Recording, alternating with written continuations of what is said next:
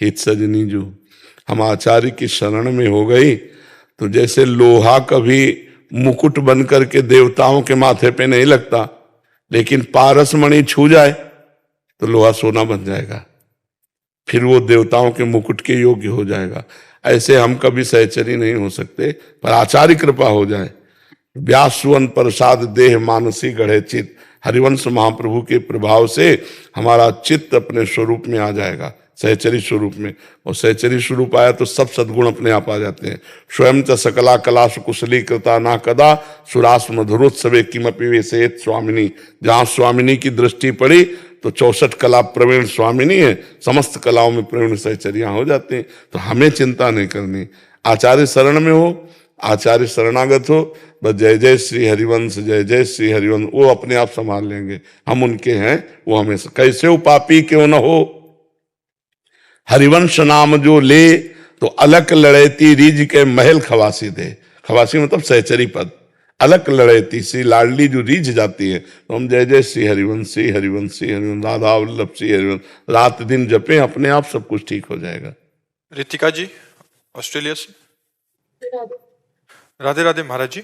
महाराज जी, विश्वास और अंधविश्वास में क्या अंतर है? ये कैसे जाने कि हम अंधविश्वास में तो नहीं? भगवत मार्ग में तो अंधविश्वास बहुत जोर का काम करता है, नहीं मानने से ही जाना जा सकता है। भगवत विश्वास में बुद्धि लगाओगे तो फेल हो जाओगे। भगवत विश्वास में माना जाता है। सबसे पहले श्रद्धा काम करती है, फिर विश्वास होता है। पहले विश्वास नहीं, पहले विश्वास की जरूरत नहीं, पहले श्रद्धा की जरूरत है। भवानी शंकरो वंदे श्रद्धा फिर विश्वास रूपिणो। प्रथम हृदय श्रद्धा जो करे, श्रद्धावान लभते ज्ञानम तत्परा सहितेन्द्रिया ज्ञानम लब्ध्वा परम शांति मत्सरेणादि गच्छति। जब हमें ज्ञान हो गया तो विश्वास तो हो ही जाएगा। श्रद्धावान लभते ज्ञानम, पहले हम श्रद्धा करें भगवान पर, संत पर, शास्त्र पर। तो जब पवित्र श्रद्धा हमारी होगी तो हमको ज्ञान हो जाएगा, ये शास्त्र क्या कह रहा है, ये संत क्या कह रहे हैं, ये गुरुदेव क्या कह रहे हैं। तो बिन जाने न होए प्रतीति, बिन प्रतीत होए नहीं प्रीति, बिन प्रतीत उपजय नहीं विश्वासा, और बिन विश्वास भगति नहीं ते बिन द्रवहि न राम, राम कृपा बिन सपने जीवन अल्लाह विश्राम। तो अंधविश्वास का मतलब होता है जो कहा गया वो मान लिया, उसमें विचार नहीं किया। जो कहा गया वो वैसे ही मान लिया, उस पर विचार नहीं किया। अगर गुरु की वाणी में ऐसा आप करते हो तो आप बहुत अच्छे महापुरुष बन जाओगे। बिना विचार करी शुभ जानी, लेकिन संसार के कार्य में बिना विचारे जे करे ते पाछे पछताए, काम बिगाड़ो आपनो जग में हो धसाए। संसार में तो विचार की आवश्यकता है, लेकिन शास्त्र और गुरु और संत आज्ञा में विचार की आवश्यकता नहीं। वहां तो जैसा बोला वैसा करो, परिणाम देख लेना बड़ा मंगलमय होगा, क्योंकि आपकी श्रद्धा है, आपका विश्वास है। तो श्रद्धा और विश्वास भगवान का स्वरूप है, वो अमंगल नहीं होने देगा। अगर वो गलत आज्ञा करते हैं तो विश्वास भगवान का रूप है, वो आपको सही मार्ग दिखा देगा। वो आपके हृदय में आ जाएगा कि ये बात ठीक नहीं है, मुझे हट जाना चाहिए, मुझे दूर हो जाना चाहिए। वो विश्वास आपको ऐसी जगह ले जाएगा जहां कहीं भी अमंगल नहीं होने वाला। अंधविश्वास शब्द का तो मुझे केवल इतना ही है कि बिना विचार किए, बिना समझे हम उनकी बात मान लें। तो शास्त्र की बात और गुरु की बात और संत की बात, साधुते हो न कारज हानि, तो अकारज तो हो नहीं सकता। सभा का आदेश और एकांतिक आदेश, अब इन पर विचार करना है। सभा में कोई भी आदेश करेगा तो बहुत प्रमाणित आदेश करेगा। बहुत मूर्ख हो तो नहीं कहते, नहीं तस्मा शास्त्रम प्रमाणम ते कार्याकार्य व्यवस्थित हो।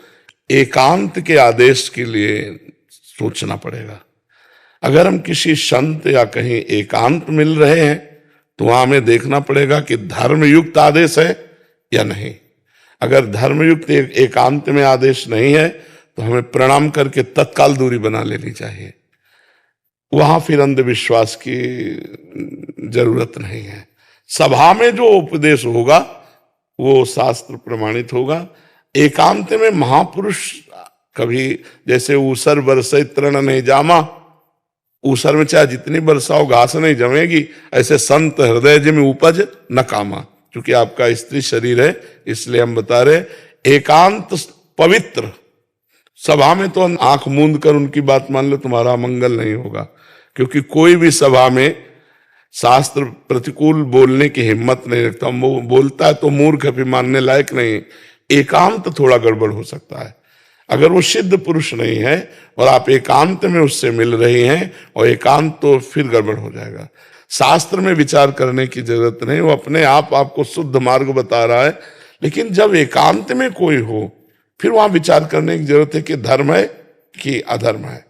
जो प्रश्न उत्तर है सभा में खड़े होकर कीजिए और बस एकांत होकर अपना भजन कीजिए। उनके एकांत में ना आप मिलिए, ना उनका एकांत नष्ट कीजिए। पर अगर संयोग वशात कभी एकांत मिलता है तो आपको उस समय धर्म को देखना है कि ये जो आदेश कर रहे हैं ये धर्मयुक्त है या अधर्मयुक्त है। यदि अधर्मयुक्त आपको संशयपूर्ण लगता है तो प्रणाम कीजिए, भाग जाइए और कभी मत जाइए एकांत में, तभी बात बनेगी। समझ में आ गई? महाराज जी इसमें एक समाधान चाहिए था। महाराज जी जैसे भक्ति मार्ग में, क्योंकि शास्त्र भरे पड़े हैं, अपने भक्तों के चरित्र भरे पड़े हैं, गुरुजन कह रहे हैं, उस पर हम विश्वास करें या अंधविश्वास करें, पहुंचेंगे सीधा प्रभु के पास ही। महाराज जी जैसे आज कलयुग बढ़ रहा है तो आज पखंड का भी बहुत बोलबाला हो रहा है। महाराज जी इसमें विश्वास और अंधविश्वास में उस धरा से कैसे देखा जाए? सभा में होश में बोलना होता है सबको, और जो होश में नहीं बोलता उसे मूर्ख कहते हैं, उपहास होने लगता है उसका। सभा में की हुई वार्ता संत महात्माओं की पकड़ लो, वो होश में बोलेंगे। क्योंकि सभा है ना, एकांत में बेहोश हो सकता है। अगर सिद्ध पुरुष नहीं है तो एकांत में गड़बड़ी हो सकती है। बहुत सारे ऐसे हैं कि ये टोटका कर लो, वो कर लो, यहाँ ये बांध लो तो उससे कल्याण हो जाएगा। मतलब वहां अंधविश्वास करें या ना करें महाराज? नहीं, ऐसी बातों, क्योंकि शास्त्र का तो शास्त्र समझ आ रहा है महाराज जी। बस हम केवल इतनी बात कहते हैं जो शास्त्र कहते हैं, जो संत जन कहते हैं। अब अगर ये कोई की मतलब छू छा ये संत थोड़ी होते हैं। संत तो भगवंत के सिवा और कोई बात ही नहीं करेंगे। संत की पहचान क्या है?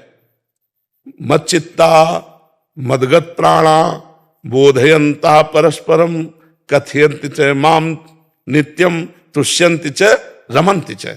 ये भगवान ने बताया कि जो मेरे चित्त वाला है, मेरे प्राण वाला है, केवल मेरी चर्चा करता है, मेरी ही चर्चा में रमण करता है, उसी में संतुष्ट रहता है। परस्पर बातें भगवान की, समस्त दुखों की निवृत्ति हरि स्मृति से होती है, भगवान की आराधना से होती है।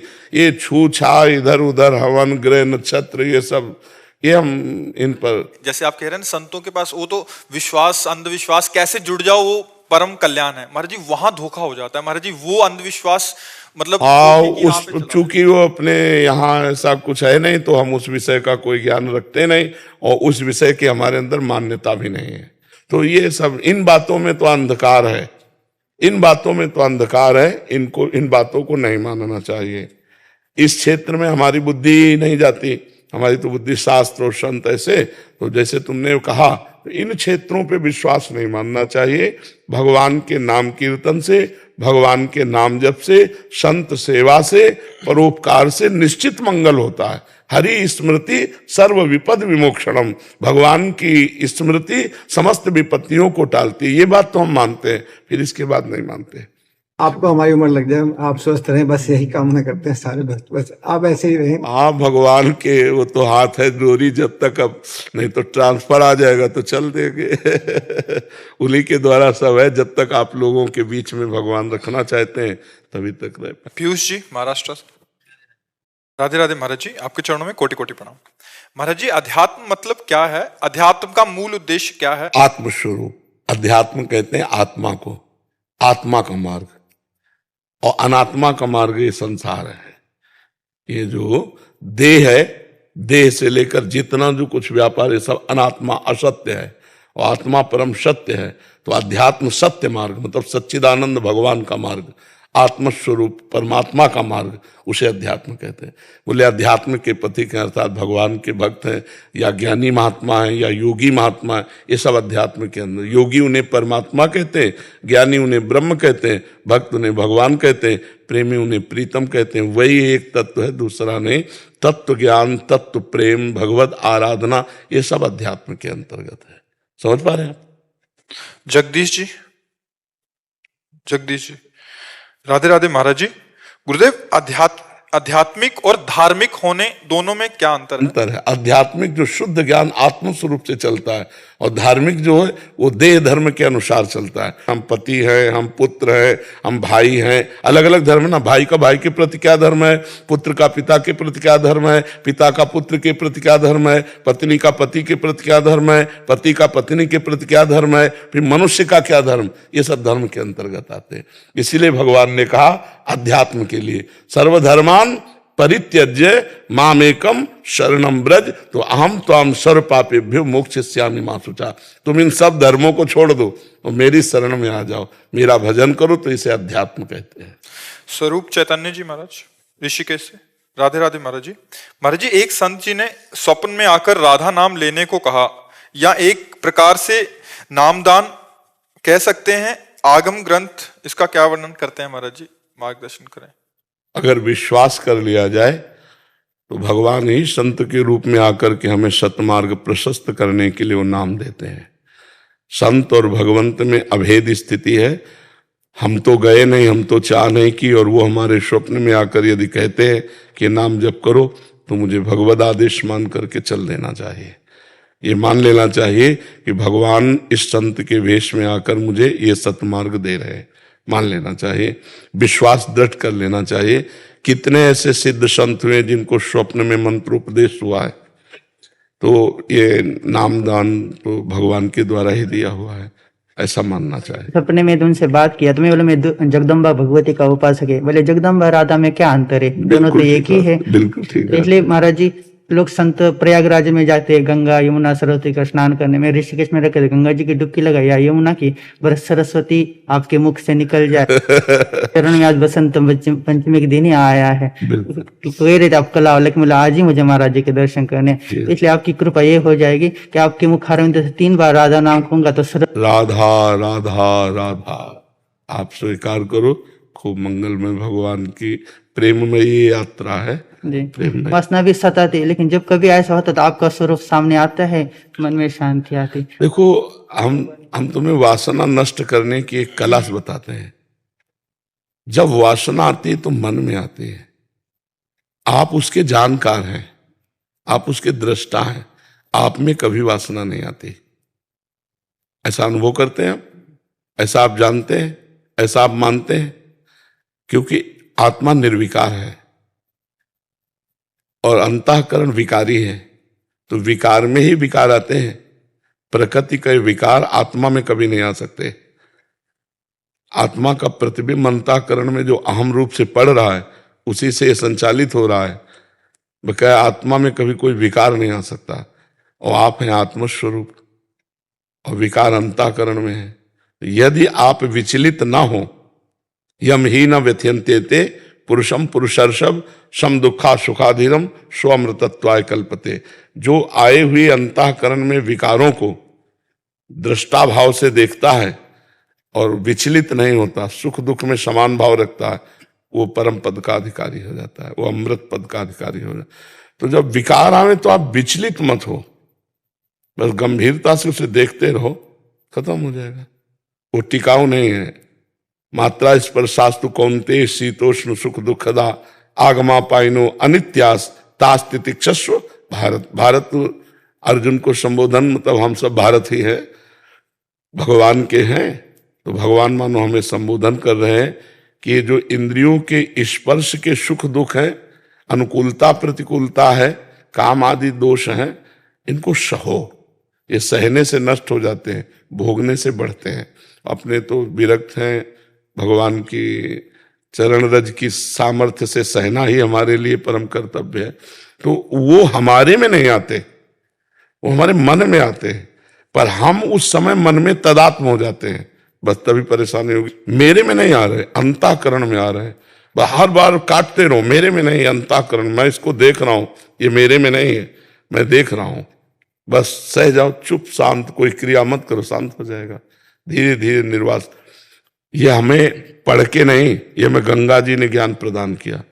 गंगा किनारे 20 वर्ष है, बिल्कुल गंगा जी में ही, बस रेती में ही, आसपास जो वहां से भोजन मिल जाए, और हरिद्वार से लेकर के विश्वनाथ, काशी विश्वनाथ। आपने कहा था रेती खाए, वो बात सुनकर तो हृदय में तो आप कोई विश्वास नहीं बनेगा, कोई विश्वास नहीं। मैं इतनी व्याकुलता हूं कि जब कुछ राय नहीं गया वैसे उठाया, छोटे छोटे शंख के टुकड़े होते हैं ना, वो सीपी आदि के, उनको बिन के अलग किया कि हाथों में न लग जाए, और ऐसे गंगा जल से 3-4 मुट्ठी तो पेट में ऐसे।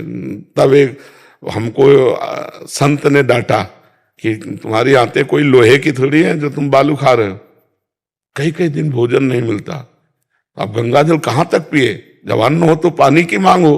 तो भी एक दिन मन में आया कि यार बालू भी तो भगवत स्वरूप है, पाओ इसी को। तो भगवान ने संत को दिखा दिया, उन्होंने डांट लगाया, उन्होंने कहा आज के बाद मत पाना अगर हमारी बात मानोगे। संतों की बात भगवान की बात है। जब अगर वो कह दें इधर से जाओ तो फिर हमें उधर ही कदम रख देना चाहिए। साधुते होए न कारज हानि, जो संतों की आज्ञा नहीं नहीं इधर तो हो सकता है कांटा पड़े हो, तो अब जिधर जाओगे चाहे फूल पड़े हो तुम्हारे लिए कांटे का काम करेंगे। अगर उन्होंने कह दिया इधर से जाओ कांटे हैं, तो वो तुम्हारे प्रारब्ध का नाश करके भगवत प्राप्ति कराने वाले बनेंगे। तो भगवान का आश्रय रखे, विचलित ना हो। हमने कभी शरीर को अपना मैं माना ही नहीं। सर्दी गर्मी बरसात भूख प्यास सब, हमें कंबल से सर्दी में डर लगता था कि अगर मैं कंबल ओढ़ा मेरी आसक्ति हो गई, तो कंबल से सांप की तरह डर लगता था। अपना अचला उतारा, उसी को ओढ़ लिया और रात्रि पार किए। से पूरी सर्दी हो गई इसी बनियान से। अभी जैसे पूरी सर्दी हो गई, बस इतना ही, जितना गर्मी में पहनते हैं उतने से ही है। यही हमारी पोशाक है, गर्मी की भी यही है, बरसात की भी, और यही है सर्दी की भी। भगवान के बल से जैसी एक रहने में जैसे वो आगे वो जाने, उन्हीं का बल काम करता है। दिग्विजय सिंह जी सीतापुर से। जी। महाराज जी आपके चरणों में कोटि कोटि प्रणाम। महाराज जी अगर मन में कोई गंदी बात का चिंतन हो तो वो राधा नाम या गुरु जी की याद करना कोई पाप तो नहीं लगेगा उस समय?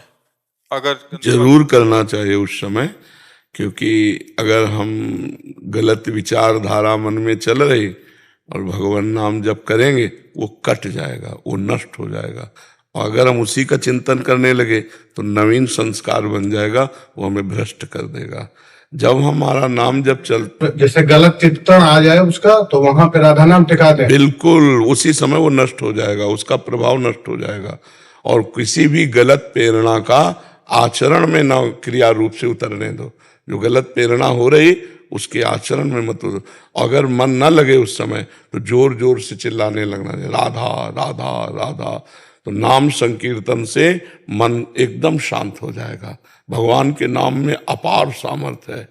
नाम लेत भव सिंधु सुखाही, करो विचार सुजन मन माही। भगवान का नाम इतना है कि भव समुद्र को ही सोख ले। भगवान अजित है, उनको कोई जीत नहीं सकता, लेकिन नाम जापक भगवान पर विजय प्राप्त कर सकता है। सुमीर पवन सुत पावन नामू, अपने बस करी राखे रामू। भगवान को अधीन हो जाना होता है जो नाम जापक होता है। फिर विकार क्या करेंगे? जिस समय विकार स्थिति हो उस समय और नाम जप करना चाहिए। सुभाष जैन जी चेन्नई से। श्री हरिवंश। श्री हरिवंश महाराज जी आपके चरणों में कोटि कोटि प्रणाम। महाराज जी 25 वर्ष पूर्व एक महान संत मिले थे। मैंने उनसे पूछा कि आपके चरणों का आश्रय लेने के बाद भी मेरा कल्याण नहीं हो रहा। तो संत महात्मा जी ने कहा था कि आपने अपना घड़ा तो अमृत रूपी जल के नल के नीचे तो रखा है, पर घड़ा आपने उल्टा रखा है। मैंने घड़ा सीधा करने की विधि पूछी तो जब ये गए आश्रम तो पधार चुके थे महाराज जी इसका भाव क्या था? घड़ा सीधा कैसे हो और घड़ा उल्टा, मतलब उनके उपदेश का। संतों के वाक्य के अनुकूल आचरण करना ही घड़ा सीधा है, और संतों के आदेश शास्त्र के प्रतिकूल आचरण करना ही घड़ा उल्टा है। भगवान ने हम पर तो कृपा कर दी, मनुष्य जीवन दे दिया, भजन करने की बुद्धि दे दी, लेकिन हम गलत आचरणों में फंस गए। अगर वो गलत आचरण छोड़ दें और हम भगवान का भजन करने लगे तो अमृत स्वरूप ही हमारा है। चेतन अमल सहज सुख राशि, ईश्वर अंश जीव अविनाशी। अविनाशी अमृत स्वरूप। नैनम छिन्नन्ति शस्त्राणि नैनम दाति पावका, न चैनम क्लेदयन्त्यापो न शोष्यति मारुता। ऐसा अमृत स्वरूप है हमारा, जहां अग्नेयास्त्र नहीं काम कर सकता, वायुवास्त्र वारुणास्त्र काम नहीं कर सकता, वो हमारा दिव्य स्वरूप है। पर हम अपने स्वरूप को भूलकर मृत भोगों में लग गए। यही है घड़ा का उल्टा करना, मृत भोगों में लग गए। अब खूब नाम जप करो, पवित्र भोजन करो, पवित्र आचरण रखो और परोपकार करो, इसी से काम हो जाएगा। आप आशीर्वाद बनाए रखें प्रभु। हाँ, अब आशीर्वाद तो जो बोल रहे हैं उसे मान लो, यही आशीर्वाद है जी। अमिता सिंह जी अयोध्या जी से।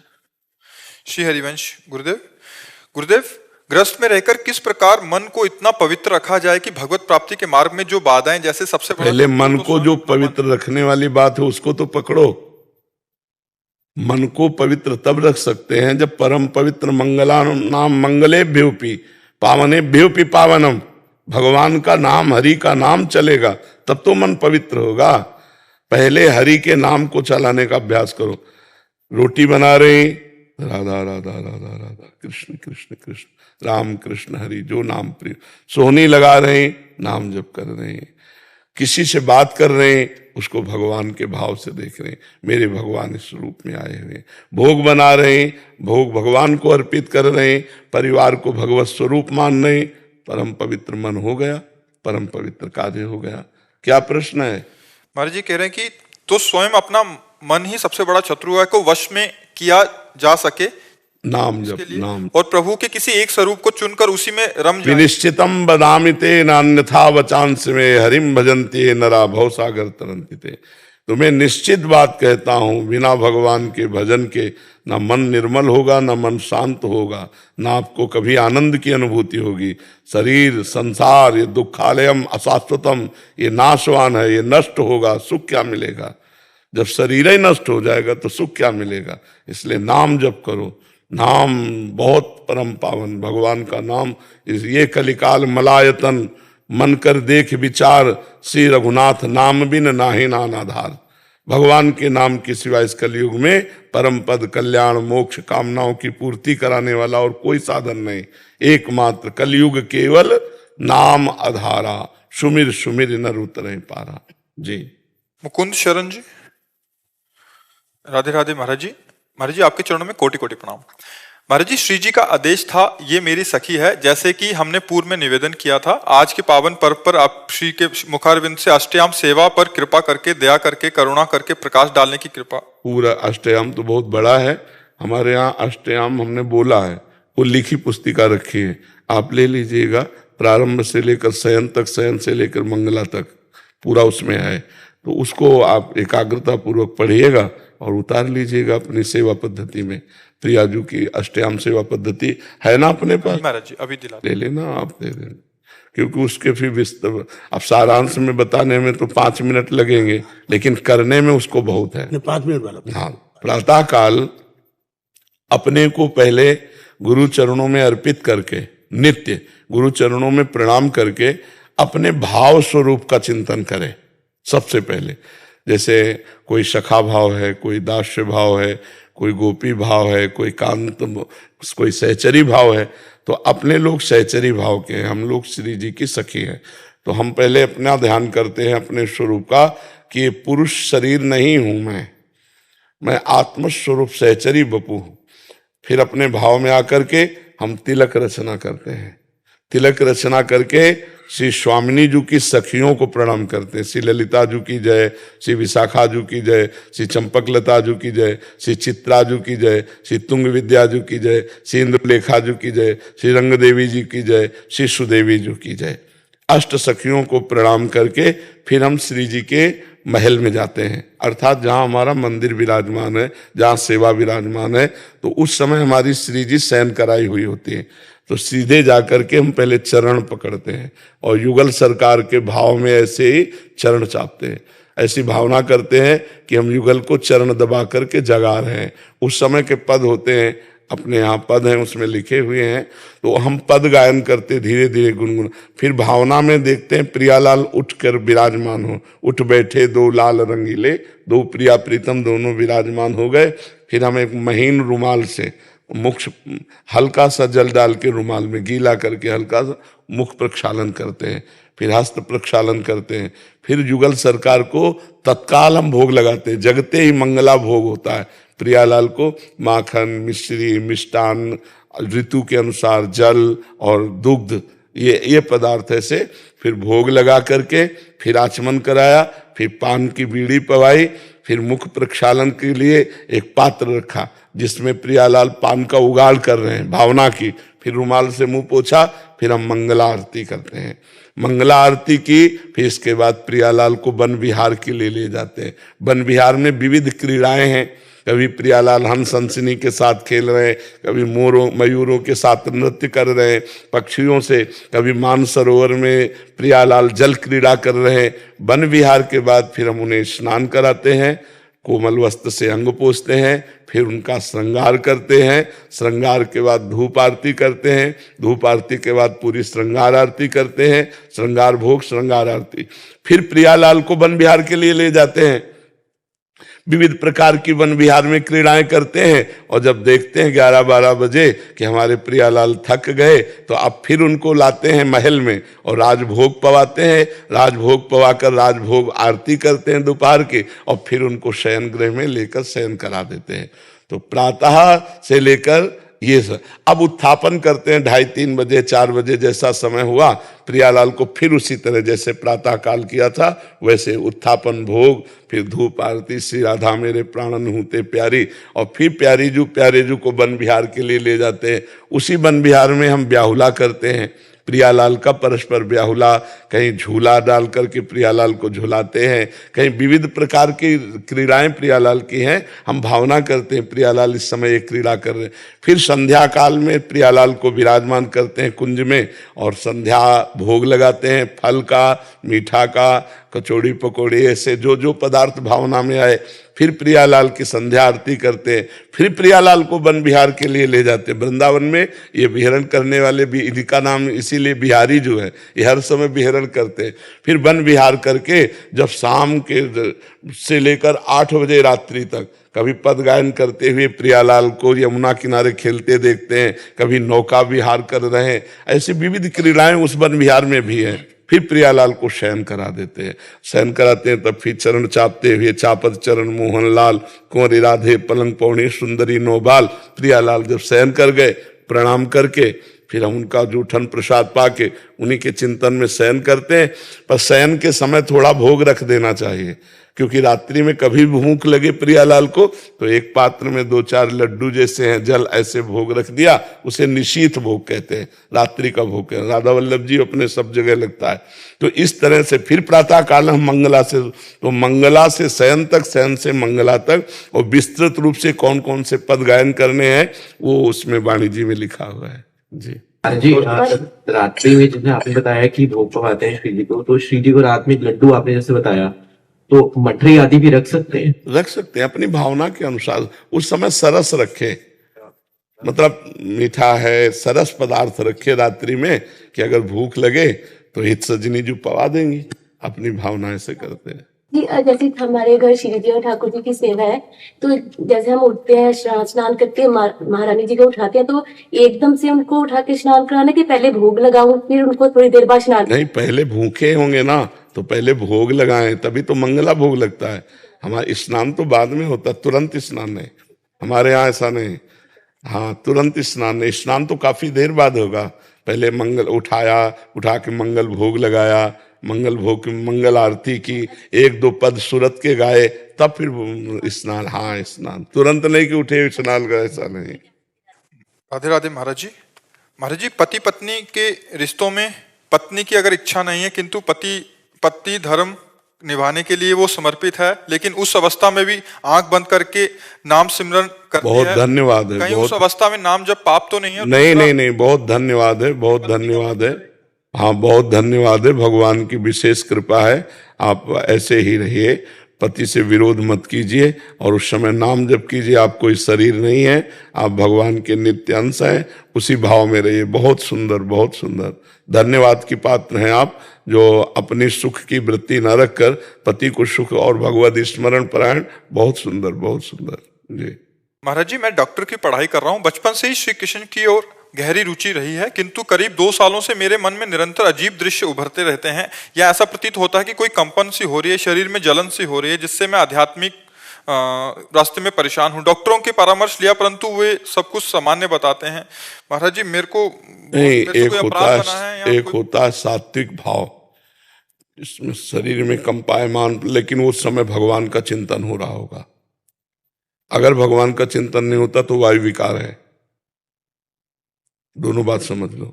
अचानक शरीर में कंपन होना, या तो भगवान के चिंतन में गाढ़ डूबे हुए हो, प्रेमावेश हो रहा है, तो ये सात्विक विकार है, कंपन। और एक हृदय में दाह होना, प्रभु आज का भी दिन निकल गया, आप नहीं मिले, दरस बिन दुख न लागे नैन। अगर ये बात है तो भागवतिक है। ऐसे जलन हो रही तो कोई पाप हो गया, ऐसे कंपन हो रहा तो वायु विकार है। वायु बड़ी सूक्ष्म होती है, उसका विकार है, जिससे आपका शरीर जो है वायु रोग से ग्रसित हो रहा है। ऐसा अगर सात्विक है, आप वो तो आप जानते हो ना कि उस समय भगवान का एक तार चिंतन हो रहा है कि नहीं। अगर भगवान का चिंतन हो रहा तो सात्विक विकार है, भागवतिक है, उसमें डरने की जरूरत नहीं। अगर भगवान का चिंतन नहीं, ऐसे कंपायमान हो रहा, तो आप किसी आयुर्वेद के डॉक्टर से मिलिए, वैद्य से, जो आपको जो वायु बिगड़ गई है उसका ठीक कर दे। वायु बिगड़ जाए तो बहुत परेशानियां होती हैं। वायु कई तरह से बिगड़ती, मान लो गठिया बात हो गया, वो भी वायु बिगड़ जाना है। तो इस तरह से आप देख लीजिए कि आपका भागवतिक है कि वायु बिगड़ी। आप अंदर से चेक कीजिए जब आपको परेशानी हो कि आपकी स्थिति कहाँ है। यदि श्री भगवान में है तो मंगलमयी, कोई चिंता की बात नहीं।